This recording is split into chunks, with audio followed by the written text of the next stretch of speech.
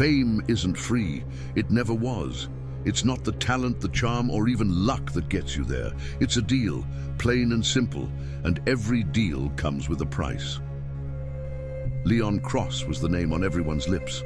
Rising from obscurity to A-list superstardom in just under a year, he was hailed as Hollywood's next big thing. His face was everywhere. Billboards, movie posters, viral clips on social media. He had everything he ever wanted: fame, fortune, and the adoration of millions. But what nobody knew, what nobody ever sees, is the price he paid to get there. Whispers of secret meetings at the infamous La Fontaine Club followed him like a shadow. Enigmatic businessmen, hooded figures, and a coin that never left his pocket. His rise was too fast, too perfect, and in Hollywood, perfection is always a lie. When the debt collectors came calling, Leon realized too late that he had never been in control. They were always watching. They were always waiting. And in the world of power and privilege, you don't just sign deals, you offer yourself. What's the real cost of fame? Ask Leon Cross, if you can still find him. Fame isn't earned, it's borrowed, and the machine always collects. The rain came down in heavy sheets that night, soaking the streets of Los Angeles in a slick, oily sheen. Neon lights from the billboards above reflected off the wet pavement, creating a kaleidoscope of colors that shimmered like broken glass. Leon Cross sat alone in the back of a blacked-out SUV, his face half lit by the glow of his phone screen. His eyes darted from one headline to the next. Hollywood's new leading man, Leon Cross, hits it big with Red Inferno. Rising star, Leon Cross linked to pop icon Amara Voss. The meteoric rise of Leon Cross from obscurity to A-list royalty. His lips curled into a small, tight grin. He swiped past the articles like they were old photos in a dusty album. He'd read them all before.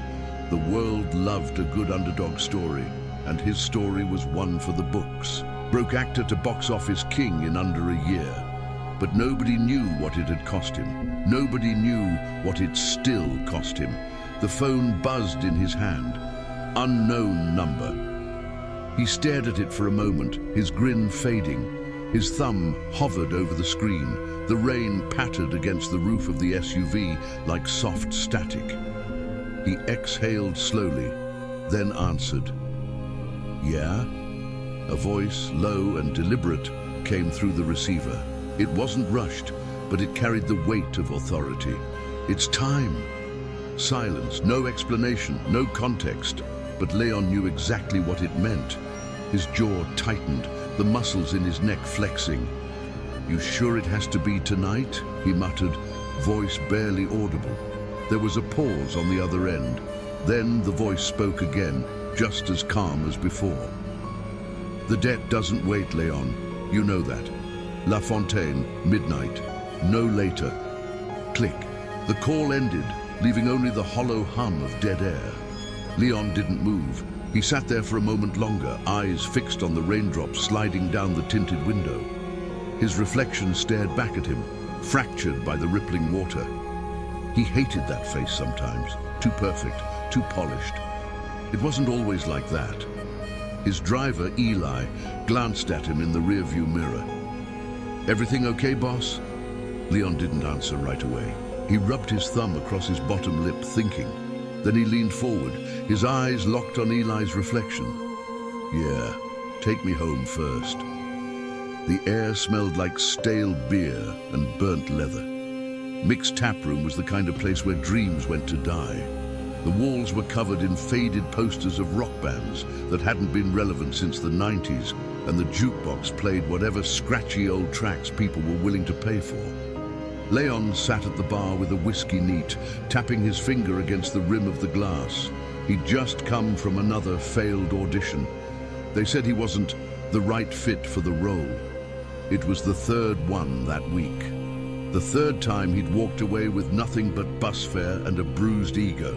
Across from him, his agent, Vincent Mars, scrolled through his phone with a bored expression. Vincent was the kind of guy who always looked like he was halfway out the door. Slick suit, Bluetooth headset, and eyes that never stayed on one thing for too long. They want tall, Leon. You're 5'11", not 6'2". I told you that months ago. I'm half an inch off, Vince. That's not a reason to cut me out. Vincent sighed, pocketed his phone, and leaned on the bar. He smelled like cologne and stress. It's never about height, kid. It's about image. It's about them. Leon furrowed his brow. Them who? Vincent leaned in close, eyes darting around like he was afraid someone might be listening. You think casting directors run this town? You think it's about headshots and auditions? Come on, man. You've been here long enough to know better. The ones calling the shots, you'll never see them. They move in the dark, and you'll only know they're there when they want you to know. Leon squinted at him, unimpressed. That's some conspiracy theory crap, Vince. Vincent tilted his head, his gaze dead serious. Is it? Tell me. How does a kid from nowhere, no connections, no name, suddenly end up with a record deal, a movie contract, and a front row seat at the Grammys, all in 1 year? You think that's luck? No, that's access, Leon. Access you don't have. Silence hung in the air like cigarette smoke. Leon swirled the whiskey in his glass. And how do I get access? Vincent tapped a finger on the bar, eyes narrowing like he'd been waiting for that exact question. I know a guy. Leon raised an eyebrow. Sounds sketchy. Everything in this town is sketchy, kid. But if you're tired of being a nobody, you'll make the call. Vincent reached into his jacket and pulled out a black business card. It was plain, no logo, no name, just a golden triangle with an I in the center. If you're serious, call the number on the back. But once you do, there's no coming back. Understand that. Leon stared at the card for a long moment, fingers hovering over it like it might burn him. What's the catch? Vincent smiled, that cold, sharp smile of his. They'll tell you when it's too late to say no. 2 weeks later, Leon was standing outside the La Fontaine Club. No signs, no lights. Just a plain black door with that same golden eye symbol engraved at eye level. He checked the address on his phone twice before knocking. A man in a grey suit opened the door, his eyes scanning Leon from head to toe like he was inspecting merchandise. Without a word, the man stepped aside. Inside, the air was heavy with the scent of incense and something faintly metallic. The music wasn't music at all, more like a hum that vibrated through his bones. Wealth dripped from every surface, velvet curtains, gold fixtures, tables with crystal decanters of liquor. Men in tailored suits sat in shadowed booths, eyes barely visible but watching everything. At the far end of the room, a man waited. He wore a white suit so pristine it almost glowed. His features were sharp, ageless. His eyes didn't just look at Leon, they looked into him. Leon Cross, welcome. The man's voice was silk over steel. He extended a hand. You can call me Mr. Langston. Leon hesitated but shook it. What is this place? Langston smiled, teeth too perfect to be real. This is where the powerful become invincible, Mr. Cross. This is where people like you stop trying and start winning. Leon glanced around the room. The men in the booths. The women moving like dancers, eyes hollow but smiling. So, what do I have to do? Langston's eyes flashed. No contracts, no signatures, just acknowledgement. Acknowledgement of what?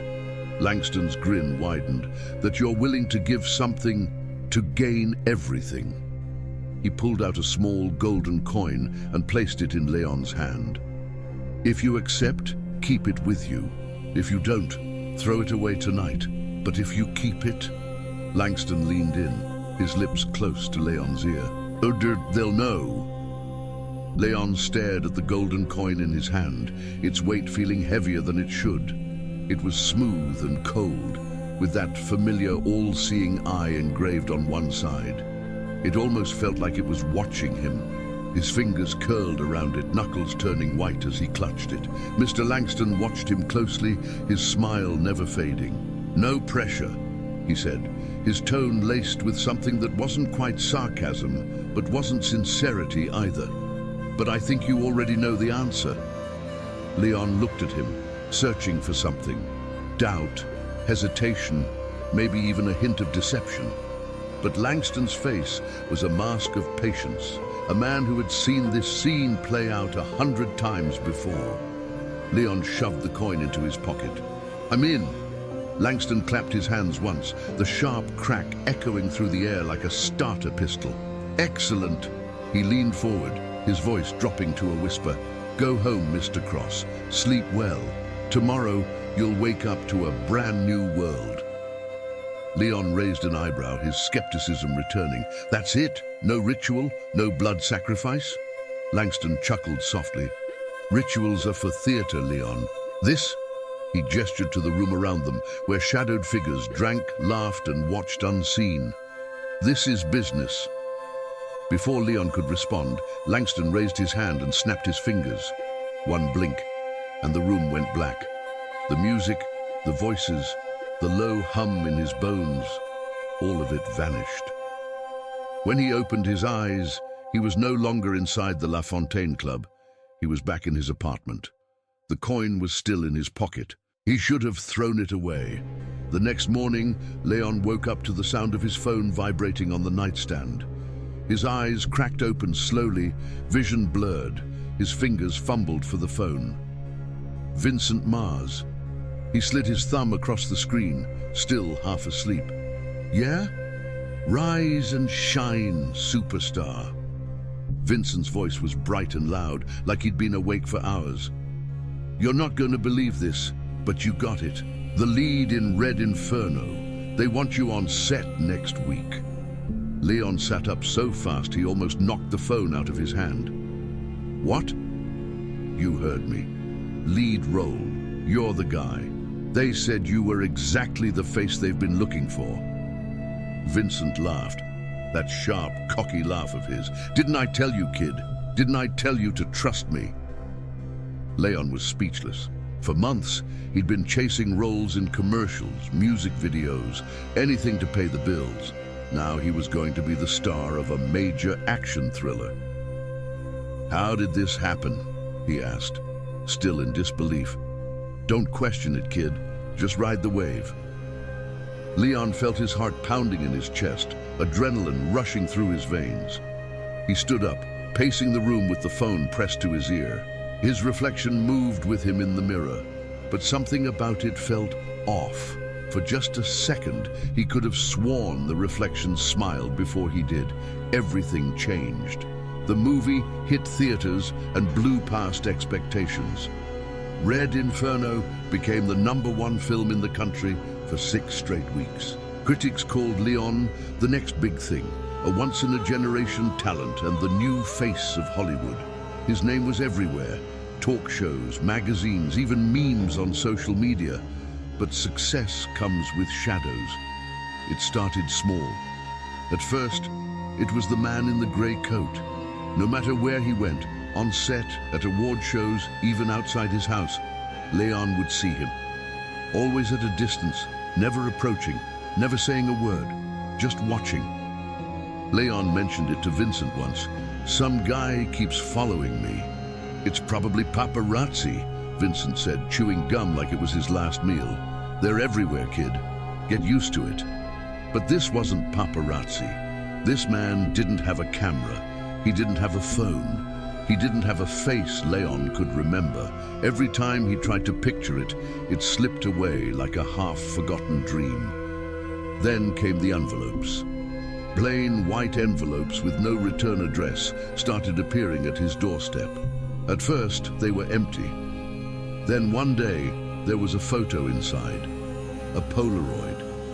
It showed a young woman with hollow eyes, her face frozen in an expression of terror. On the back, written in jagged black ink, were 3 words. He stared at it for hours. Who was she? What did this mean? He called Vincent, but his agent brushed it off. People get weird when you get famous, he'd said. Ignore it. Leon did. He shouldn't have. It was 3:07 a.m. when his phone buzzed again. Unknown number. He let it ring. It stopped. Then it buzzed again, and again, and again, until he answered. "What do you want?" Leon snapped, his nerves fraying. "It's time." The voice, calm, deliberate, and familiar. His body went cold. He recognized it. It was the voice from the first call. What are you talking about?" Leon said, breath shallow. "The second payment is due, Mr. Cross." The voice was firm but polite. "You know the rules." "I don't owe you anything." Leon's voice cracked, fear slipping into his tone. "Yes, you do." The calmness in the voice was suffocating. "Return to La Fontaine. You know the way." Before he could answer, the call ended. The club was different this time. The air was colder. The walls seemed closer. Every eye in the room was on him. No conversations, no music, just silence. Langston was waiting for him at the same table, hands folded in front of him.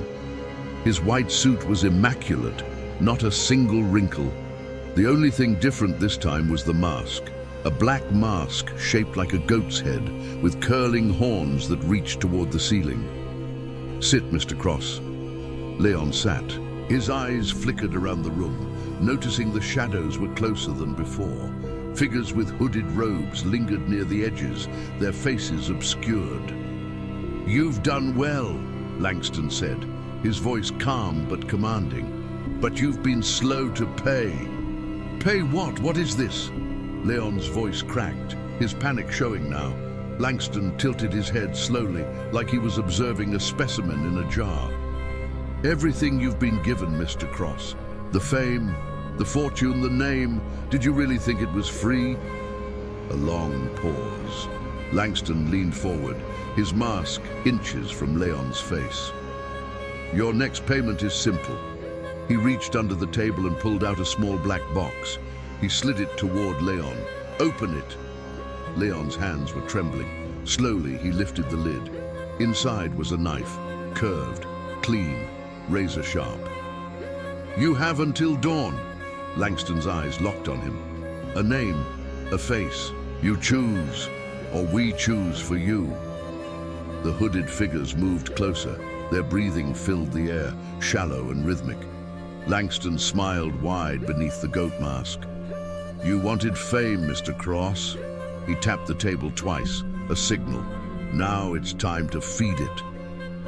Leon didn't remember getting home that night. He woke up in his bed, heart pounding, fingers still smeared with something dry and red. On his nightstand was a Polaroid. This time, it was of Vincent Mars. On the back, written in the same jagged ink, "Make it right." Leon sat on the edge of his bed, his eyes fixed on the Polaroid of Vincent Mars. The photo felt heavier than it should, like it had its own gravity pulling him down. Vincent's face was frozen in a moment of confusion, his mouth slightly open, his eyes locked in a stare just shy of terror. "Make it right." The words on the back burned into his mind. He flipped the Polaroid over, as if hoping the message would change. It didn't. His heart thudded in his chest, each beat louder than the last. His fingers shook as he rubbed them together. There was something crusty on his fingertips. Dry blood. His stomach twisted, and he stumbled into the bathroom, flicking on the light. He held his hands under the running faucet, scrubbing furiously, watching the water turn pink and swirl down the drain. "This isn't real," he muttered to himself, his breathing shallow and frantic. "This isn't real. I didn't do anything." But the blood wouldn't go away. Not really. He looked up at the mirror, and for a second he didn't recognize himself. His reflection didn't move with him, it just stared. No delay, no subtle lag. It was too in sync, too perfect, too knowing. "You know what to do, Leon," he gasped, stumbling backward, his head hitting the wall behind him. His reflection didn't speak, but he'd heard it. He'd heard it clear as day. The party was packed. Models, actors, producers, the usual crowd. The bass of the music shook the walls, and the air was thick with smoke and sweat. Leon was the center of it all. He moved from room to room, a champagne bottle in one hand, phone in the other, swiping away notifications from social media apps. Hundreds of tags, thousands of mentions. Everyone wanted a piece of him. "Yo, Leon!" a voice called from the crowd. It was Travis Coates, a producer known for his discreet connections to certain clubs in the industry. He threw an arm around Leon's shoulders, his breath reeking of tequila and cigars. "You killing it, man. Absolutely killing it. Saw you on Fallon last night. Smooth as hell, brother." "Gotta keep 'em talking, Trav." Leon grinned, tapping his champagne bottle against Travis's drink. "Hell yeah. But listen. I gotta introduce you to someone." Travis pointed toward a side room with a velvet curtain. "Big name, big opportunities, my guy. Real top-tier shit." Leon hesitated. He knew this routine. Someone always had a big opportunity. Half the time it was a scam. The other half it was worse. "I'm good, Trav. Got everything I need." Travis's smile faded. His eyes darted around the room, then locked back on Leon. His grip on Leon's shoulder tightened just a little. "Not everything, brother." The words lingered, heavier than they should have been. Before Leon could respond, the man in the gray coat appeared in the doorway, eyes locked on him. Same man, same stare. This time, he didn't stay at a distance. He walked toward them. Leon's breath caught in his chest. He didn't know why, but he suddenly felt trapped. The crowd around him felt tighter, the walls closer. Every breath was shallow, like he'd forgotten how to breathe right. The man didn't say a word. He just stood there, watching. "Yo, Leon, you good?" Travis asked, laughing like it was all part of a joke. But Leon didn't laugh. He couldn't. The man raised one finger and tapped it twice against his own temple. Tap, tap, tap, tap. "He knows," Leon thought. "He knows what I did." His vision blurred for a second, his head buzzing with static. When he blinked, the man was gone. That night, he didn't sleep. The Polaroid of Vincent sat on his nightstand, face down, but it didn't matter. He still saw it in his mind. At 4:14 a.m., his phone buzzed again. No ringtone, just the buzz. Unknown number. He didn't answer at first. He let it buzz, but it didn't stop. It kept vibrating over and over for 10 full minutes. Finally, he snatched it up, his face hot with frustration. "What?" The voice on the other end was calm, always calm. "It's time, Mr. Cross." No, I'm not doing it." His breathing was fast now, his eyes wild. "I'm not doing it, you hear me?" "You already did." Leon's heart stopped. "What? What do you mean?" The voice didn't answer, but in the background, Leon heard something. It wasn't static, it was a sound, soft and wet, like fabric being dragged across a floor, or breathing, slow, shallow breathing. He pulled the phone from his ear, stared at the screen, and his heart dropped into his stomach. His phone's camera had turned on. The screen showed a live video feed of a room he didn't recognize. A basement, concrete walls, dim light. On the floor was Vincent Mars, tied at the wrists and ankles, his head tilted to the side, blood running down his temple. He was breathing, but it was shallow. His chest rose and fell slowly, like every breath was a battle. "You see it now, don't you?" the voice said. "You always had it in you, Leon. You just needed the right push." Leon's hands started to tremble, his phone slipping from his grasp. It hit the floor with a dull thud, but he could still hear the voice. "He's your key, Mr. Cross. Every door needs a key." The static grew louder. The voice didn't fade. It stayed with him, crisp and clear. "You know where to find him, and you know what to do." The line went dead. The sun was just beginning to rise when Leon stood outside the warehouse. The air was cold, sharp against his skin. His hands were stuffed into the pockets of his hoodie, his fingers tracing the edge of the golden coin he'd kept all this time. He thought about tossing it into the sewer grate at his feet. He didn't. He walked inside. The smell of damp concrete filled his nose. Every step echoed louder than it should have, like the building was amplifying his presence. The shadows moved with him, long and reaching, bending with every flicker of the overhead light. He found Vincent at the center of the room.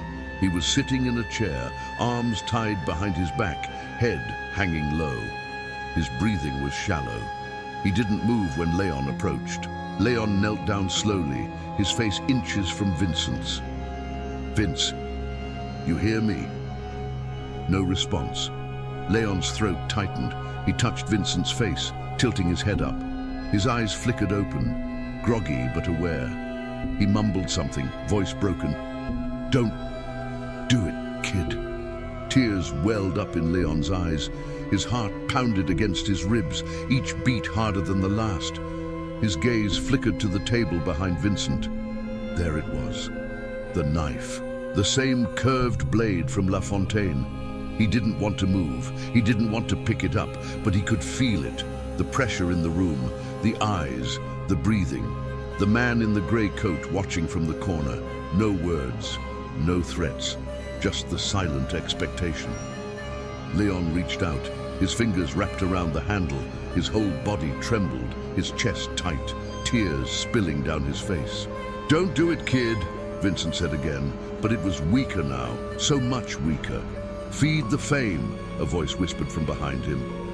It was Langston's voice. It was always Langston's voice. "Feed it, or it feeds on you." Leon raised the knife. His vision blurred. He didn't hear the scream. He only heard the breathing, slow, steady, rhythmic. Leon's body shook uncontrollably as he crouched on the cold marble floor, his breath coming in short, sharp gasps. His eyes were fixed on his own face. Sitting at Tohi's eyes were glass. His stomach twisted, bile rising in the back of his throat. His hands pressed against the floor to keep himself from collapsing completely. "This isn't real, this isn't real, this isn't real, H.E., but it was." The coppery tang of blood hung in the air, seeping into his lungs with every breath. No one in the room spoke. They just watched him, all of them. Celebrities, CEOs, artists, musicians, the ones people worshipped on TV and Instagram. They watch. At the head of the table, Langston sat back in his chair, one leg crossed over the other, his eyes gleaming with satisfaction. He swirled the dark liquid in his glass, tapping the side with a single finger. Tap, tap, tap. Do you know what this means, Leon?" Langston's voice. "Do you understand what happens now?" Leon didn't answer. He couldn't. He was still staring at his own face on the table. His own, but his face was still attached to his head, wasn't it? He reached it was. So whoop. That, Lan, is a symbol, Mr. Cross. A gesture, a reminder. He took a "do you know what it means to lose your face in this industry?" It means you are no longer your own man. It means that you belong to something greater. And once you belong, you can never belong to yourself again. Leon's head whipped up. "I didn't ask for this. I didn't sign up for..." "Didn't you?" Langston interrupted. "I seem to recall a night at La Fontaine, a certain coin in your pocket, a certain agreement made without a single gun to your head." His words, "You asked for it, Leon. You asked for fame, you asked for fortune, you asked for the world to know your name. And now," he waved, "now they do." The room, Leon's heart, pounded against his ribs like it was trying to break free. He stumbled to his feet, legs weak and unsteady. His breath came in shallow bursts, eyes darting from face to face around the table. He knew them, all of them.